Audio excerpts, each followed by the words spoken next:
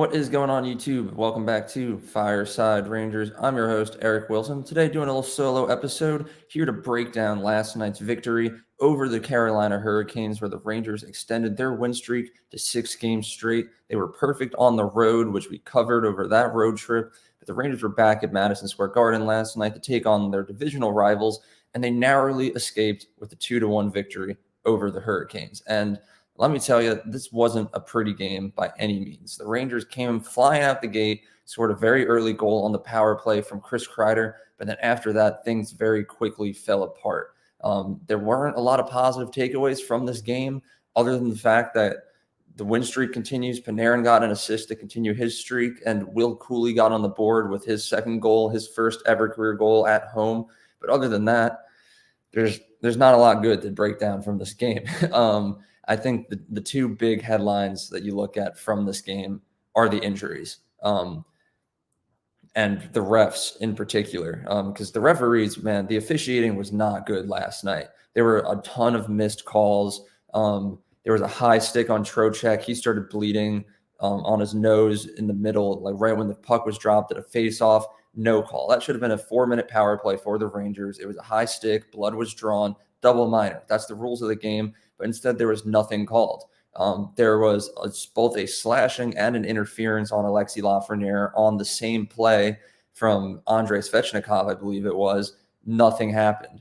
The Adam Fox injury, which we're going to get to in just a minute, that should easily have been a penalty called on Sebastian Aho. And in my opinion, the NHL needs to take a look at that play and possibly have a player safety hearing for Aho, because if Fox is out long-term because of that play, that should have been definitely a penalty and maybe even a suspension. That's a little bit of a problem there. And I can't remember exactly what the play was, but there were a few more out there. I know Goudreau had something happen to him where he should have drawn a penalty, but again, the referees just didn't call anything. Even Igor Shesterkin, he got interfered with in his crease, and there was no goalie interference call. He went down a little bit. He was down on the ice with his head down, like on the ground, just for a couple of minutes. And that's when I got very scared, because I thought we were going to lose Igor as well to injury, but he seemed to be okay. He managed to get back up, finish out the game. He only allowed 1 goal throughout the entire game on 27 shots, which is very, very impressive.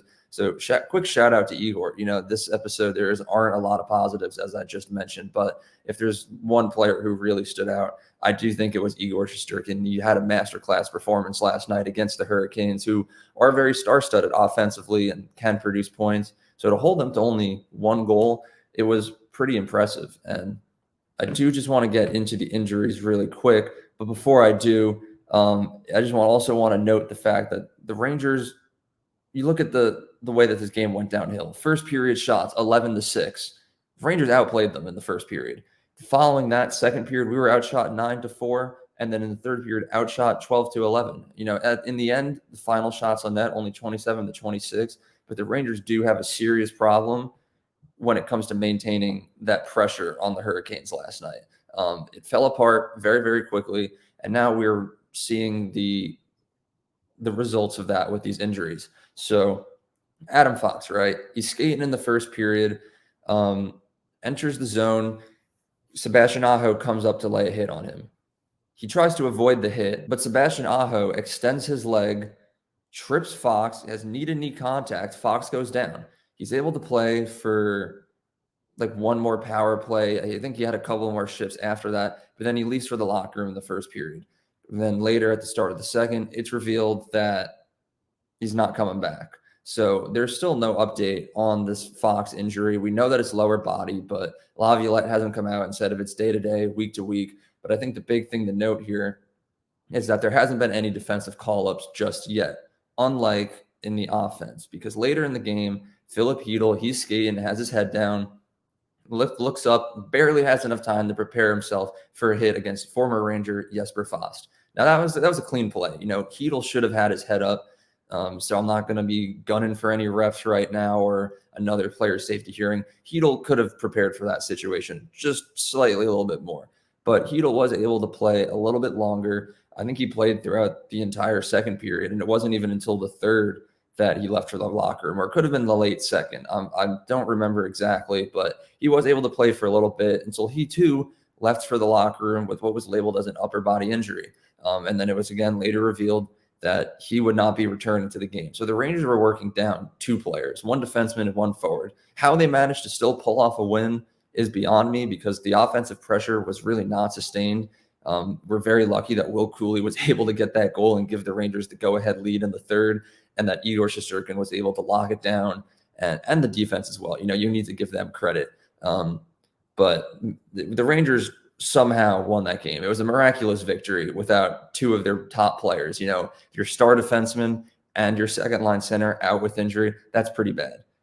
But we still won, which is good. The big takeaway from it, though, is the fact that earlier this morning, the Rangers did call up Johnny Brodzinski from the Hartford Wolfpack. He's a player that has like a lot of NHL time. He's a veteran, even though he's down in the AHL. He has spent significant time with the Rangers, and he's shown what he can do. But it's not a good sign for Hedl because, just like Fox's injury, Laviolette hasn't come out and he hasn't revealed if this is a day-to-day, a week-to-week. The Rangers are traveling today so they can get to Minnesota for tomorrow night's game. And we don't know if they're traveling with the team just yet. Hopefully they are, but this call-up kind of reveals that Hedl might be out for at least a few games. Fox, we're not so sure, but Hedl, I would definitely assume it's going to be a couple of games before we see him. The Rangers wouldn't have made a call-up like that if he was expected to play tomorrow night, which I think is also an interesting point to note, is that the Rangers did choose Johnny Brodzinski, especially when they have Brennan Othmann down there in the AHL as well. He's been on an absolute tear, and we've said there should be a chance some point this season for Othmann to be called up. There's just really no room for him. The only way that we would really see it is if there was some sort of injury, and we don't want to put a guy like Brennan Othmann in the bottom 6. We want to put him in the top 6. Philip Hedl, as unfortunate as it is that he's injured, is a top 6 player. And yes, I know Hedl's a centerman,